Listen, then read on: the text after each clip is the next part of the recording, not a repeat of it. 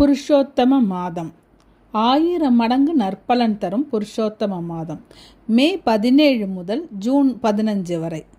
புருஷோத்தம மாதம் என்றால் என்ன? வேத முறைப்படியான சந்திர நாட்காட்டியில் ஏறக்குறைய 3 ஆண்டுகளுக்கு ஒரு முறை வருவதுதான் புருஷோத்தம அதிக மாதம் ஆகும். அதிக மாதம் என்றால் என்ன? சந்திர நாட்காட்டியின்படி ஒரு வருடத்திற்கு 354 நாட்கள் ஆகும். சூரிய நாட்காட்டியின்படி 365 நாட்கள் ஆகும். எனவே சந்திர நாட்காட்டில் இதனை சமன் செய்வதற்கு வருவதுதான் அதிக மாதம் ஆகும். மல மாதம் ஆரம்ப காலகட்டத்தில் இந்த அதிக மாதத்தில் எந்தவிதமான பலநோக்கு காரியங்களிலும் மக்கள் ஈடுபடாமல் இருந்தார்கள். இது ஒரு மல மாசம் என்று ஒதுக்கினார்கள்.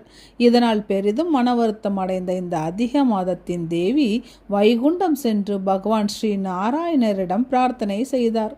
இம்மாதத்திற்கு கருணை வழங்க விரும்பிய நாராயணர் அதிக மாதத்தின் தேவியை அழைத்து கொண்டு பகவான் ஸ்ரீ கிருஷ்ணர் வீற்றிருக்கும் கோலோகத்தை அடைந்தார்.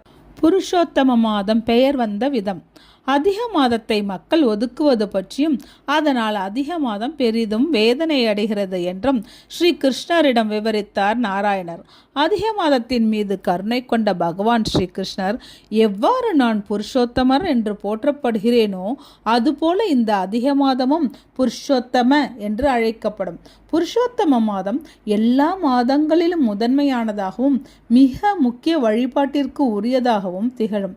இந்த மாதத்தினை வழிபடுபவர்களின் கர்மங்கள் எரிந்து சாம்பலாகும் என அதிக மாதத்தை மிகவும் புகழ்மிக்கதாக ஆக்கும் வகையில் ஆசீர்வதித்தார். வேதங்களில் கூறப்பட்டிருக்கும் எல்லா விதமான தவங்களையும் தெய்வீக சடங்குகளையும் செய்வதையும் விட புருஷோத்தம மாதம் மிக அதிக முக்கியத்துவம் வாய்ந்தது.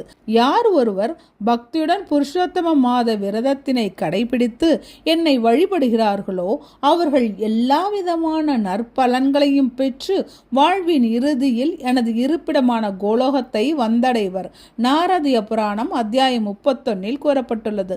இவ்வாறாக அன்று முதல் அதிக மாதம் பகவான் ஸ்ரீ கிருஷ்ணரின் கருணையால் புருஷோத்தம மாதம் என்று பெயர் பெற்றது.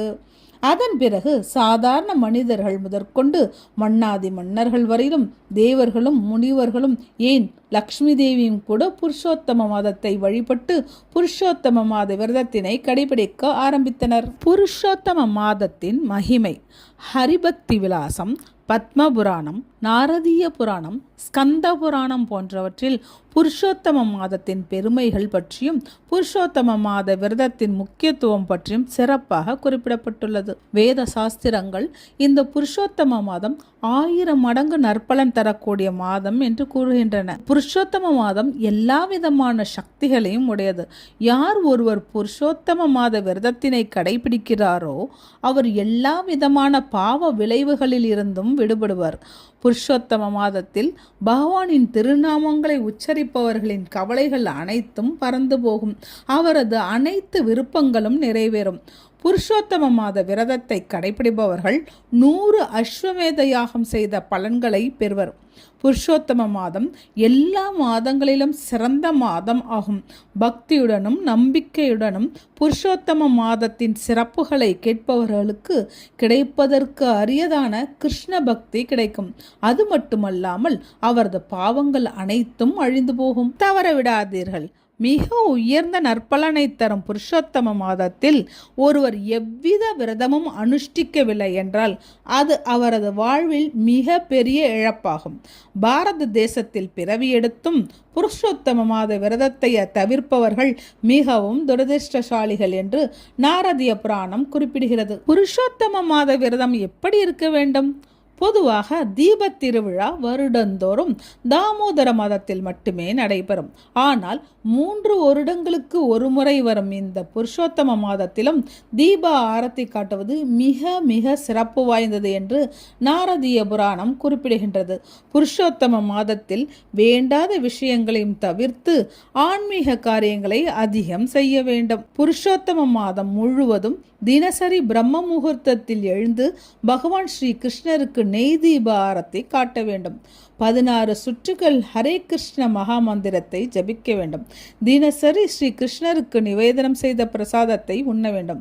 ஸ்ரீ கிருஷ்ணரின் உபதேசங்கள் அடங்கிய பகவத்கீதா மற்றும் பாகவதம் புத்தகங்களை அவசியம் படிக்க வேண்டும்.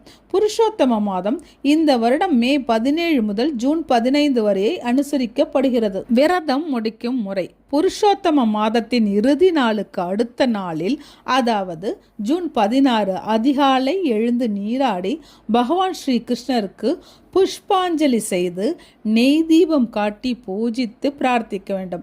பிறகு நைவேத்தியங்கள் செய்து கிருஷ்ண பிரசாதம் ஏற்று விரதத்தை முடித்துக் கொள்ளலாம். புருஷோத்தம மாதத்தின் சிறப்பை உணர்ந்து இந்த மாதத்தில் விரதங்களை முறையாக கடைபிடித்து நன்மைகளை பெறுவோம். ஹரே கிருஷ்ணா.